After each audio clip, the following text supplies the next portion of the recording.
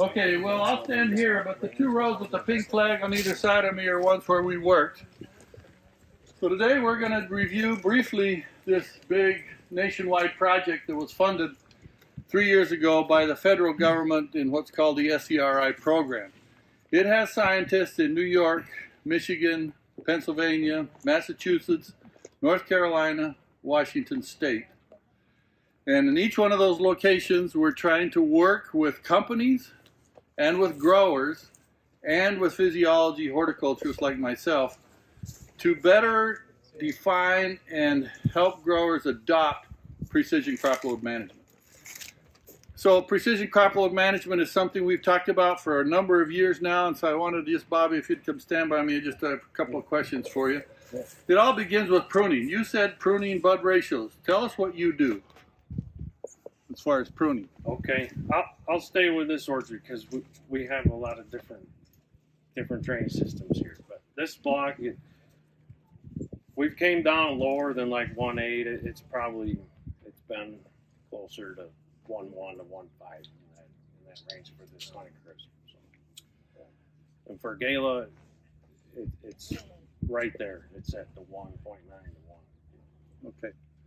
So what he means by that is that in the dormant season, we get an estimate by counting, and we hope in the future, Jenny and, well, I'll just pick on Jenny. I'm not going to say her last name because I don't want to embarrass her in public. But that a camera will count the number of buds in the dormant season. And then he decides how many flower buds he wants and prunes close to that number.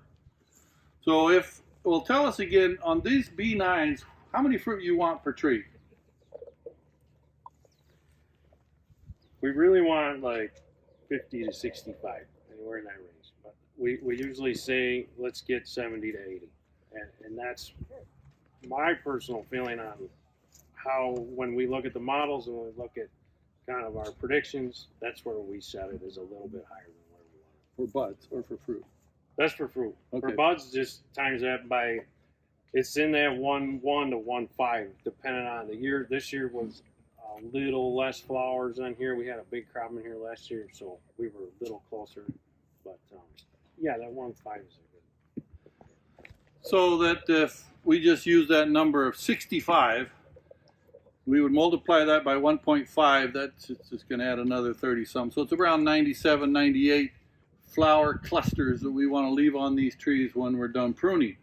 Now in an on year they might have 300. In an off year they might have only 100. And so in the off year you would prune just a little, maybe reduce it down to 90. But in the on year then you need to reduce it a lot by substantial pruning. Now the problem with Honeycrisp, it has these vast cycles in up and down. Now you said something earlier that made my heart happy because that's something I've preached now for many years, that you have been using Blossom ATS sprays.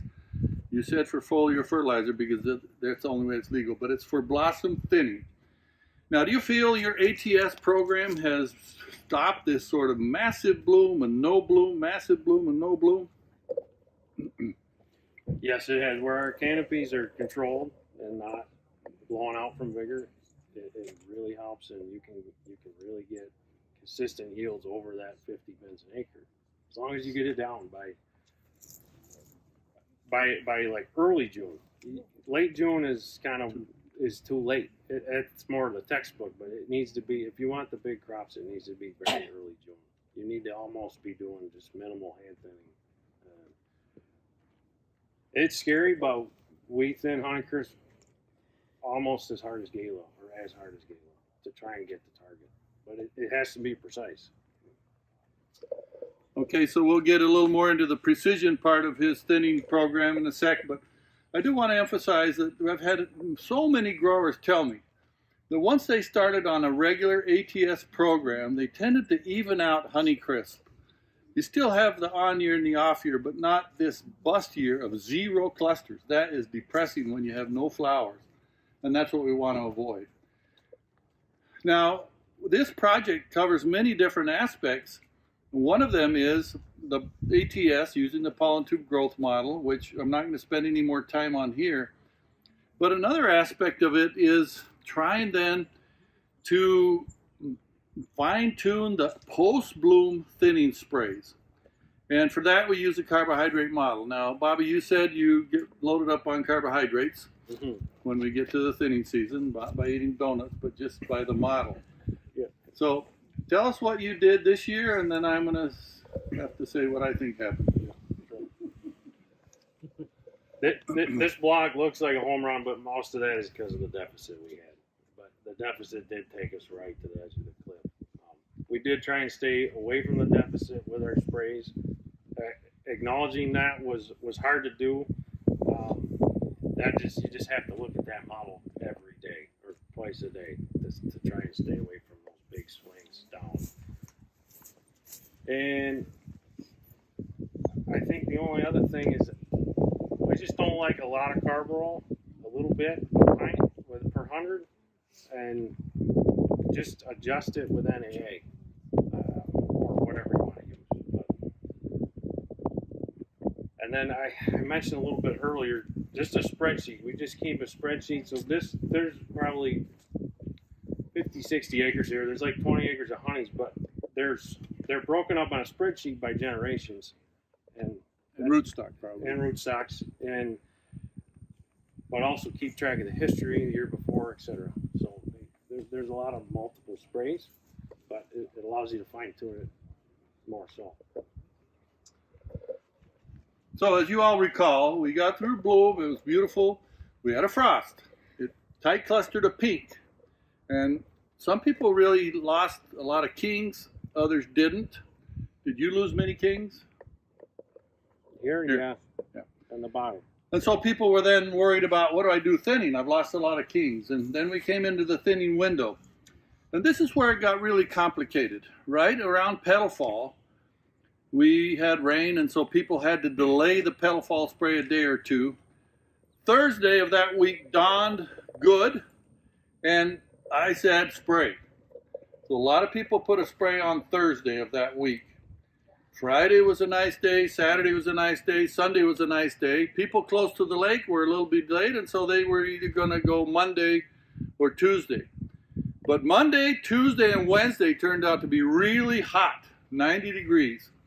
Worse, the nighttime temperatures were above 62 degrees. Now just keep that in the back of your mind. Anytime nighttime temperatures are above 60 during thinning period is dangerous. And that's what happened this year. So people that applied Thursday at what we call the petal fall spray had the chemical, let's say NA and carbaryl, working in the plant Thursday, Friday, Saturday, and Sunday, 4 days, maybe a little bit on Monday. But then they had this heat, which produced massive carbohydrate deficits Monday, Tuesday, and Wednesday. Now, I said at the time, we had our meeting on Wednesday that we're 3 days too late. I apologize for that. Many of you sprayed when you shouldn't have, and so there was some over-thinning this year because of that. I'm trying to figure out how to better protect the industry from over-thinning situations. We've never had 90s in the petal fall period, but this year we did. We had it 2 years ago in the Hudson Valley, so I already had that experience of over-thinning there with these 90 degrees and 60 degree nights. But I'm not I'm not going to say the person's name. A person was kind of frustrated with me. I'm modifying what the carbohydrate model says on the text recommendations to be a little more blunt about don't spray on these kinds of conditions whenever we have deficits of minus 50, minus 60, minus 70, minus 80. Now, on this side of the city, the deficits were in the minus 50, minus 60 range. But at Ferber's farm in Soda, so using that weather station, we had deficits in the minus 80, minus 90. Those are dangerous. So now you have thinner on top of that, you get massive thinning. Now, for Gala, maybe some cases it worked out. We had Gala's thinned to singles, first time ever in my lifetime with the bottoms over thinned, yes, but we really thinned them down heavily. But a lot of Honeycrisp were over-thinned. But that's part of this issue with precision crop load management. It's always going to have this variable effect of the weather.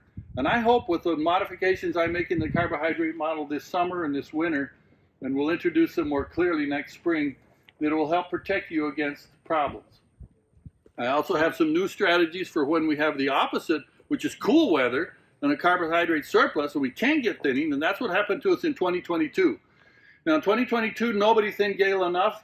They all came to harvest with more of the fruit than they needed, and we had some galas blank out this year because of too many apples in 2022. That can happen. And so the opposite of when we get too much carbohydrate in the tree and we can't thin is an equally important problem. And I hope that this project will end up with tools that are very clear to help growers avoid either the over-thinning or the under-thinning. Now, I do want to commend you, Bobby. I hope others can take some of your experience that being able to even out the bloom on Honeycrisp so that we're not 100% any one year is the goal. And you can do that with aggressive blossom thinning. You can do it, I think, the best with ATS, but I think you can also do that with NA at bloom. He said aggressive. You have to be aggressive at bloom.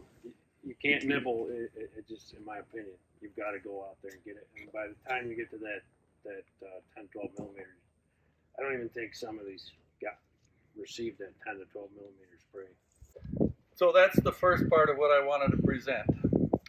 Now, the second part is that as we thin at bloom and as we thin at petal fall and at 10 millimeters, we've got to know how much thinning we achieved each time.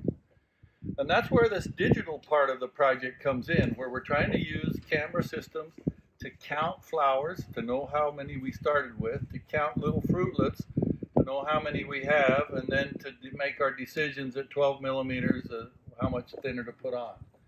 Now this year, my trials at Geneva show that all the thinning happened at that petal fall spray. Whether you put it on Thursday or Monday, that's when we got all the thinning. Very little happened whatever you did after that because of the heat.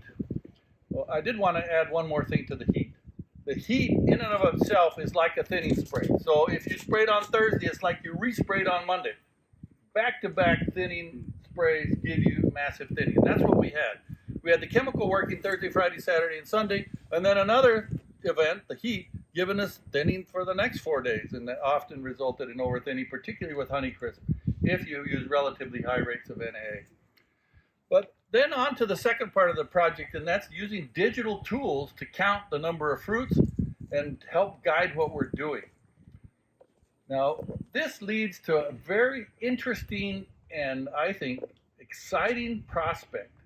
And that is, if we can count flowers, we can map this orchard, and we can have a GPS-coordinated digital map in a computer file showing for every tree how many flower clusters it has.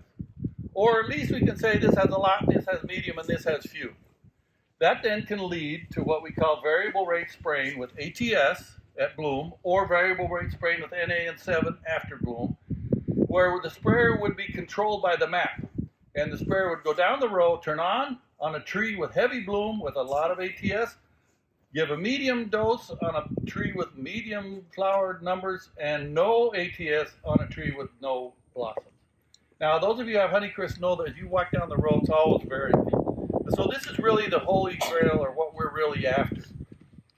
It's been very exciting to work on this, but we're still not there yet. But the concept of variable rate spraying for thinning based on a computerized digital map from a camera system is where we're headed. Now, this year we worked with two companies. We worked with Vivid Machines out of Ontario, and this is where, Jenny, you can raise your hand. You're kind of short. I want you to come up. You come up, please. And we've worked with Outfield out of the UK, and either Ollie or you're going to come up. You're taller, so in both of these cases, we were using their systems to map the orchard. Now, I want to introduce my postdoc, whose name is Brian Lawrence. He's doing all of this work. I'm going to turn it over to him, and I'm going to take my chair over there and listen. But I do want to say that I hope, well, just tell you, I told other people already, I'm retiring in 2.5 years. I hope in 2.5 years you're all got some sort of a computer-controlled sprayer, and your variable rate spraying ATS and variable rate spraying post-bloom thinners, whether it's NA and Carbril or Maxell and Carbril or Exceed or Brevis or whatever you're doing. Those of you that are the lunch stop saw the HSS system. That's the, are they Dutch? Where is Bartlett people? They're Dutch. They have a computer control sprayer, whether the single row or the triple row, and they actually did some trials with Vivid, which we'll talk about in a minute. And also, the other company from the Netherlands, the Munkoff company, has been working with ARIA Imaging. And our local representative is Ross. Grant, you want to raise your hand? Are you got ARIA people here? Yeah, we have both Han Schmidt from Munkoff is here, as well as Joost from ARIA Imaging. Thanks, Terence. All right, I have a question for everybody. It's really hard to speak after Terence, so I have that opportunity. But I'm going to continue what he was talking about and go into depth about these 3 trials. You guys can not have to stand up here anymore. But please talk to these individuals if you're interested more in their technologies afterwards. So I have a question for you guys. Back in 2005 or 2006, how many of you went out and bought a new iPhone? Version 1. Raise up hands. Who got the first generation? Well, you guys are Apple people. Well, in more than one way, too. Sorry. Okay, that's dad joke number 1. Who got the second version of the iPhone? Okay. Who got the third version? Do you guys remember the first iPhone that you got? Third version? I think mine was the 5th or 6th version of the iPhone. When Steve Jobs stood up on the stage in 2007 and said, "This is the future," I didn't believe him. And I feel, in part, that we're at a crux, or that Terence has been talking about for years. I'm new to this game as far as the opportunities of technology in orchards, but I am a recent convert to the reality that you can either buy the iPhone, or the smartphone, I should say. I won't be exclusive here. Who got the, what's the other one? Android. Who got first generation Android? Okay, very few numbers, right, jumped on board.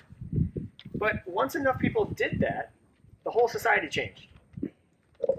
We have an opportunity to support certain industries that are promoting these technologies that can help us tremendously as growers, but we have to kind of get behind the 8 ball. So that's my personal take on it. And our role here as research institutions is to partner with them and find ways that you can then not only trust their products, but have results that protect you guys from issues that we've had this year, such as weather. So yeah, there always will be these variables that we can't control, but the ones that we can are good. I'm going to start with, there's 3 themes. The first thing I'm going to start is not with the paper. The first thing I'm going to talk about is our partnership with ARIA Imaging.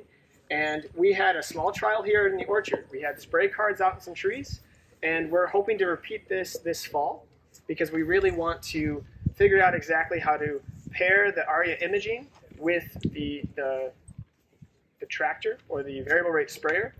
As Terence has mentioned, this is up-and-coming research. We want to have more of those trials upcoming. That's the first thing. Second thing I'm going to turn to is these handouts. If you haven't gotten one, I have QR codes on the floor.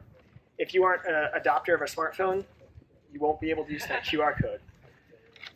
All right, let's look at Vivid Technologies first. This is a double-sided handout if you have one of the paper copies. The first thing we did this year, once we had our Vivid camera, it was after Bloom, and we were looking at fruitlets. And this first graphic that's very large, on the bottom of that graphic, you can see the average fruitlet number that Vivid scanners were calculating on all of these trees in this entire block. So 8 rows of trees behind me, the ones with the pink labels, and then these first 2 over by the side road. The lighter colored graphic lines are further back in time. The further we get to what would be the 11th of June date, which was actually the target that we hit for Bobby here, we scanned quite often. But you can see how that number of average fruitlets transitions to a higher number of trees within this orchard block that has that target number. That red apple on the x-axis was Bobby's 65 count that Terence and Bobby mentioned earlier. And you can see by 11th of June, we hit that. Now, there is variability within these scans. But 1 month later, in July 8th, we came back out. We took another scan with the Vivid camera. And you can see that the much larger fruit that is now arguably more accurate with their system is showing that we're hitting that target value that Bobby wants. So this is a great way of showing that if you are wondering if you are hitting your target over a large block, we were able to achieve that with Vivid. Now, Vivid has a long way to go and before we can see tree to tree, but overall the accuracy was very high on aggregate across the whole block for hitting the target. I've written a few things there to sort of describe the graph. I'm not going to necessarily say some of those, like the dates, because Bobby already mentioned them. He did spray twice with NAA, and that would be the thinning sprays that caused this giant shift in addition to the heat. But yeah, if you're looking at 85% of your trees having your target number, those are numbers that would probably make the Browns pretty happy. The last thing is outfield, and I actually don't have that sheet of paper, but that's okay. I have it memorized in my mind. So for those who have it, look at it, and/or the second QR code is something you can scan to look at the outfield drawing. I haven't had an opportunity to introduce Daniel. Daniel was instrumental this summer, working sort of simultaneously with multiple programs, excuse me.